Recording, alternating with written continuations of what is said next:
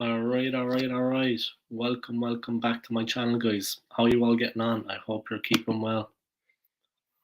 All right, welcome back, guys. Thank you to everybody for your continued support on my channel. I really appreciate it, guys. Smash the like in this video of me. Big up to McManus Gaming, man. Big up to McManus Sense. Check out his channels. And thank you to everybody for your continued support, your likes, your subscribes, and your comments. I appreciate it. Smash the like in this video of me and subscribe to my channel if you haven't already, and I'd appreciate it. McManus. McManus in the house, man. Quick as a flash, off the mark. What's going on, man? I hope you keep them up. Good afternoon, good evening, good night, whichever it is in your part of the world, guys, or good morning, even. Yeah, there's a Man United takeover bid, believe it or not.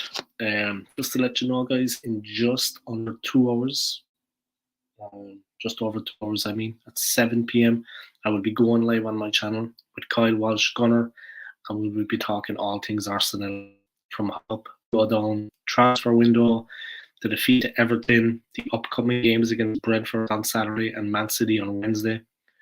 2 season-defining matches, 2 must-win games, in my opinion. I would be an Arsenal fan right now, but to be honest, it's exciting. I mean, we're up there. We're in the thick of it. We're challenging for the title, and it could not be more exciting. I mean, we're right up there, guys, no doubt. It's exciting. I mean, I'm not going to lie. I mean, McManus, man, you think it's exciting, right? It's exciting. We're up there. We're challenging for the title. We're doing our thing. And it could not be more positive than that. I mean, to be honest, we had a bad transfer window, this, that, and the other. But we are up there and we are battling. And it's going to be a very interesting run-in. It's going to be very interesting. That's all I can say about that. Goes without saying, yeah. I mean, it's going to be cracking. Seriously. Second half of the season, the run-in is just going to be electrifying. And I mean, it's going to be seat of the pants stuff. It could end in disappointment, but who's to know, and who's to say which way it's going to go? Honestly, it's in our own hands. Let's be honest about that. It's in our own hands. We have a chance where we can really do something here. So, yeah, we have to be grateful, you know, because it's still in our own hands. There's no doubt about it. It's going to be exciting. It's going to be exciting. I'm just going to get to the Man United story in a minute, guys. Just give me a second. I'm just doing a bit of jiggery pokery here. Bear with me, please. I should have done this before, but I just born lazy. But don't worry about that. We all deserve to be lazy now and again. You know what I mean? It is what it is. I went out for a good walk earlier. I went up to Richmond Park. Anyone that knows London, went up to beautiful Richmond Park. Not far from where I live, maybe a mile and a half, 2 miles. So I walked up there and had a nice time. Second, guys.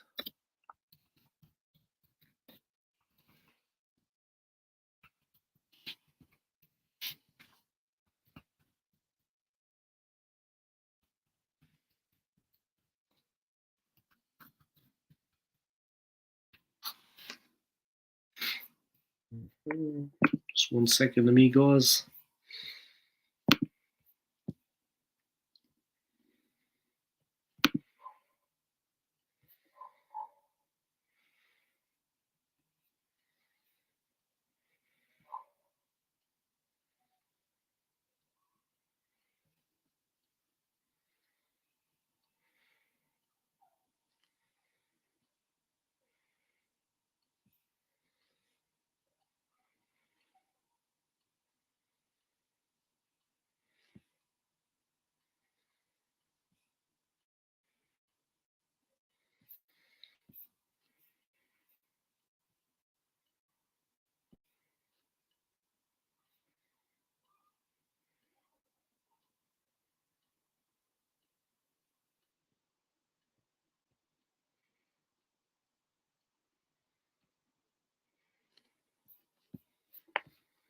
Qatar Sports Investments, huh?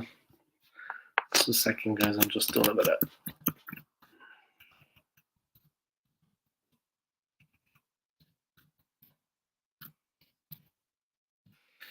All right.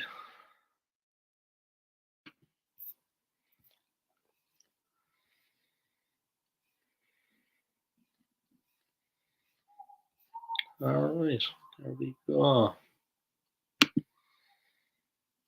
Done and done. Bear with me, guys. I'm on my way back.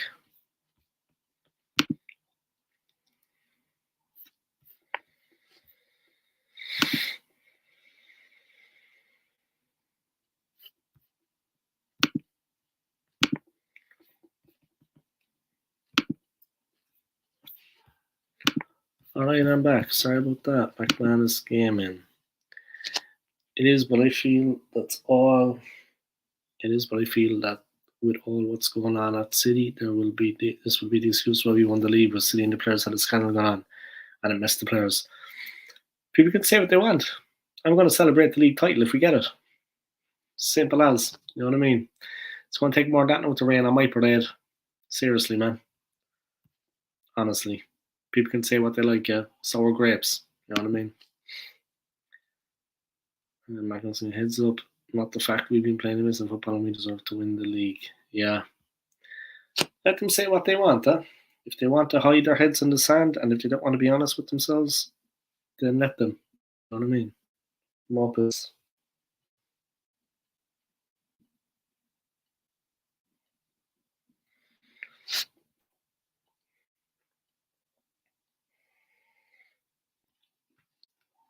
Alright, let's see what's going on with Manchester United and this takeover bid. But like I said, guys, I'm going to be live at 7 p.m. Myself and Kyle Walsh Gunner, and we're going to be tearing it up. So join me on here, guys, and it's going to be interesting. Trust me, not to be missed. Trust me, guys, it is not to be missed. If anyone knows Kyle, he doesn't sit on the fence. He's a very explosive, dynamic character. So, not to look forward to there, big time.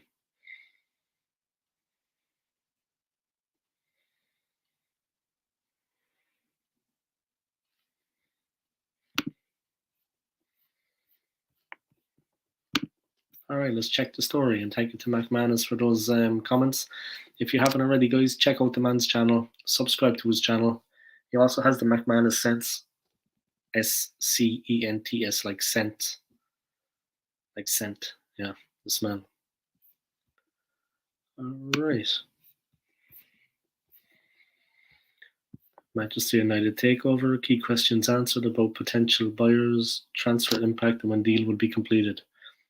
Sky Sports News chief reporter Kavis Solhikol answers questions about a potential Man United takeover, including if Qatari interest is rivaling Sir Jim Ratcliffe, how quickly a deal could get done, and impact Eric Ten Hag's team, and why Liverpool could appeal to investors instead. Who is interested in buying Manchester United? Sir Jim Ratcliffe's Ineos Group have confirmed they are bidding to buy Manchester United, and reports say there is interest from the USA and the Middle East, including Qatar. However, while there has been interest, I've been told by one party who are considering making a bid that it hasn't been quite at the level expected, and certainly not as much as there was when Chelsea was for sale. Last year, there were more than 100 expressions of interest to buying Chelsea, although that was an exceptional case with a deadline and driven by a global news story, and also the aspect of some bidders looking for publicity. So Jim Ratcliffe's Ineos Group have confirmed they are bidding to buy Manchester United. There are likely to have been other potential buyers for United. We've contacted the Rain Group, who are orchestrating the sailor invitation for investment on behalf of the Glazers, which we don't know about.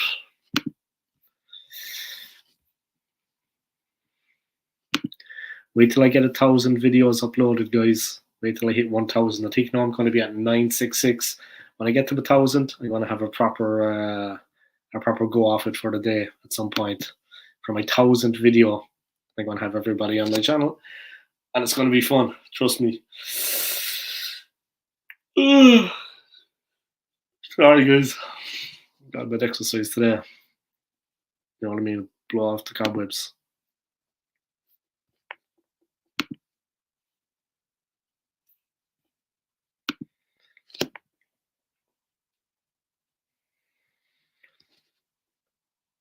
It's also annoying that the Glazers could potentially just be interested in someone investing in the club rather than buy it completely. It's well documented they need to redevelop Old Trafford and do some work on the training ground, and that could end up costing $1 billion. Manchester United's share price has doubled on the New York Stock Exchange since the owners effectively put the club up for sale in November. Wow, their share price has doubled on the New York Stock Exchange, guys, since November. It has risen another 14% on Wednesday to 24.17, the highest rise since late November, where the current share price values the club at $3.2 billion. If bidders from Qatar did come forward, what would be driving their interest? The Qataris want to build on what they see as the success of the World Cup, and one way of doing that is to buy a club in the Premier League or a stake in a club in the Premier League, the biggest, most popular league in the world. The good news for them is that they are spoiled for choice at the moment. Liverpool and Man United are effectively for sale, and there are lots of other clubs looking for investment. Any Qatari move into the Premier League may also see them buying a minority stake in a club such as Tottenham Hotspur. PSG president Nasser Al-Khelaifi has recently met with Tottenham chairman Daniel Levy. The chairman of Qatar Sports Investment, they look to be the crowd guys that are interested in buying United. Qatar Sports Investment.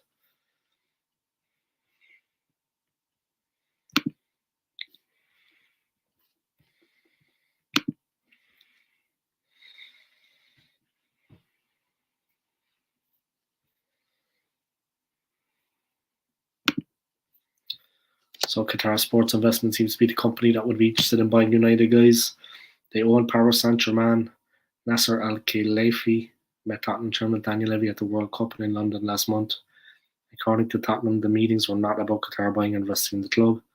The Qataris are aware that their name could be used to drum up interest from other investors, but they are looking for a way into the Premier League market. Would Qatar Sports Investment ownership of PSG be an issue? Al-Khelaifi is also the president of Paris Saint-Germain and the European Club Association, and UEFA rules would make it difficult for QSI to own another big European club, although they have recently bought a 21% stake in Portuguese club Braga. If QSI bought Man United, for example, they could not play in the Champions League in the same season as PSG. There are ways around that, though. There are lots of other Qatar-based groups and individuals who could buy Man United instead of QSI.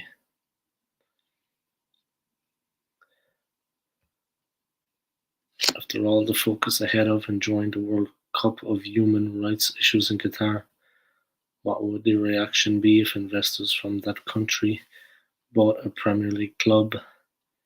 It would be controversial. The country's track record on workers' rights, women's rights, and its treatment of the LGBTQ plus community has been criticised over the past few years in the build-up to the World Cup, and it would certainly draw media attention again if Qataris were to buy Man United. There would be some supporters who would be delighted by the prospect of owners with near limitless wealth arriving in Old Trafford, but others who would not feel comfortable with them owning the club.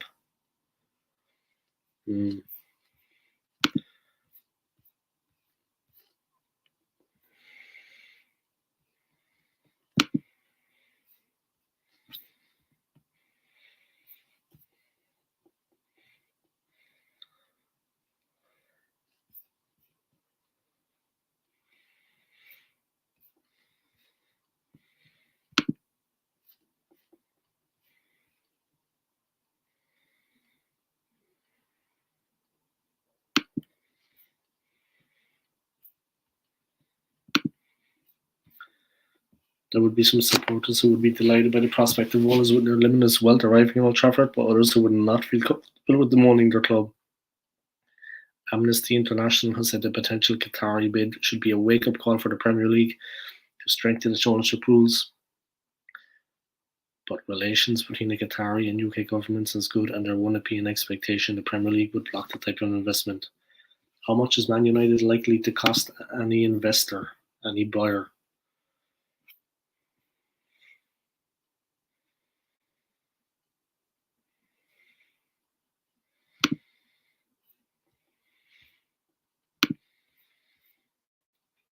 The Glazer family wants $6 billion for the club.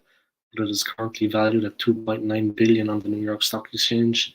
That is a significant gap, and it is worth noting that even the lower valuation would still be a worldwide record for a football club. Chelsea owner Todd Boehly has invested heavily in the transfer market since taking control of the club. To put those numbers into context, the most expensive sports team ever sold is the Denver Broncos American football team, who were sold for $3.75 billion last year. Chelsea went for $2.5 billion, but Newcastle were picked up for $300 million, and PSG cost the relatively small amount of $60 million in 2011, less than some players are fined for these days. The feeling among the new Chelsea ownership is that they got a great deal and they'll be watching closely, because if Man United or Liverpool are sold for over $2.5 billion, that will reaffirm that belief. However, will a buyer be prepared to pay as much as $6 billion for a club which has a turnover of around $580 million, and about 80% of that going on wages, especially when there is probably about $1 billion needed to be spent on improvements to the training ground, stadium, and general infrastructure?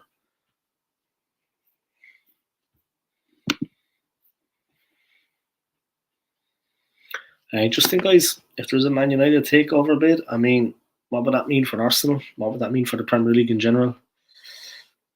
It would be very, very interesting. Would the fans like it? It's kind of out there, guys. It's out on a bit of a. Yeah. I don't know. A lot of United fans think it's probably going on a limb if this goes through. Of course, United have rivals: Chelsea, Arsenal, Manchester City, of course. What's going on with them?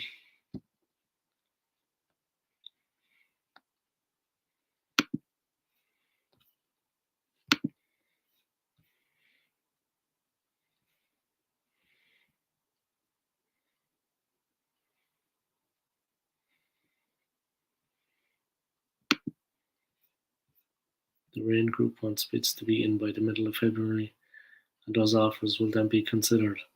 It could be done before the end of the season, but there was no hard or fast deadline, as there was with Chelsea. The deal to buy Chelsea was done in 3 months, which was extraordinarily quick because it had to be. If a big bid came in beyond mid-February, it wouldn't be turned away, so there's no rush. If it was completed before the end of the season, there could be big funds available for Erik ten Hag in the summer transfer window. Erik ten Hag could receive significant backing in the transfer window if a takeover happens. Yeah, it could propel United back up to the top, maybe. You know what I mean? But yeah, there you go. That could happen. That's a possibility, depending on, of course, who became owner and how much they'd spent to take control.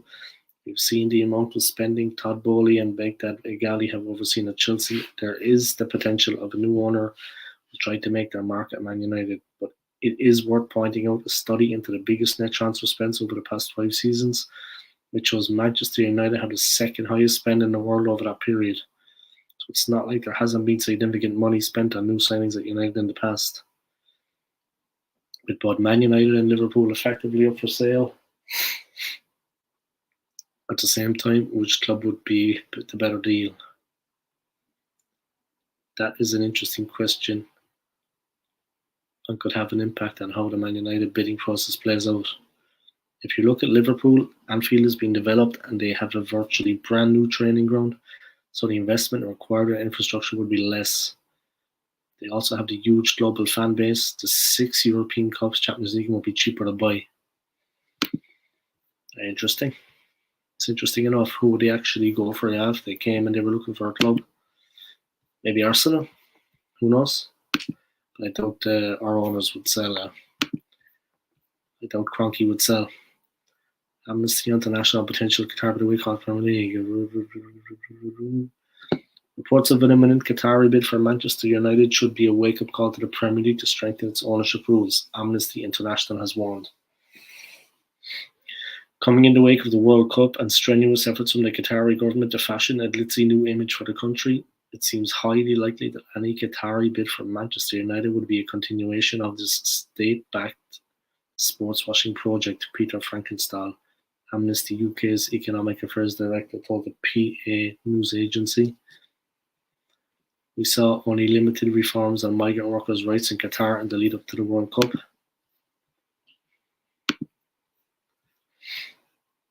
There has been no movement whatsoever in ending the disgraceful criminalisation of LGBTQ plus people or institutional discrimination against women.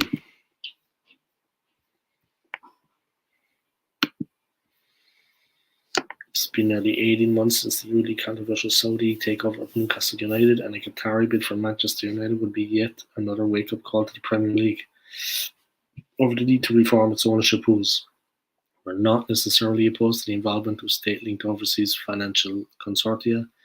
Heading the shop up at the Premier League must urgently strengthen ownership rules to ensure they're human rights compliant and not an opportunity for more sports washing. The main thing is that the Glazers leave as soon as possible, Neville told Sky Sports. The second thing is that the club needs to be now in good hands and with someone who has feelings for the club. So Jim Ratcliffe was born in Manchester and knows the area. If he wins it, there will be a lot of happy Manchester United fans, as I think he'll want to do the right thing by the club. Beyond the Glazers leaving, I don't think United can afford to be with another investment fund when they're expecting a return on the money. That's what worries me about private equity coming into football. People are still looking for a return on their money and a return on their investment. Manchester United need a debt-free football club with someone who is willing to put money into it. The problem is the price they're going to have to pay for it is going to be big, so you're going to have deep pockets. I don't know, is Sir Jim going to be able to bring people in with him, but I'm hopeful that can happen. There could be any number of buyers, it just won't be Sir Jim bidding. Alright, that's basically it, guys. I'm just going to knock this live stream on the head because I have another one coming up at 7 p.m. Please join me for that. Special guest will be Kyle Walsh Gunner, and I look forward to seeing you then, guys. Thank you to Mac Manus for your support. I appreciate it, bro.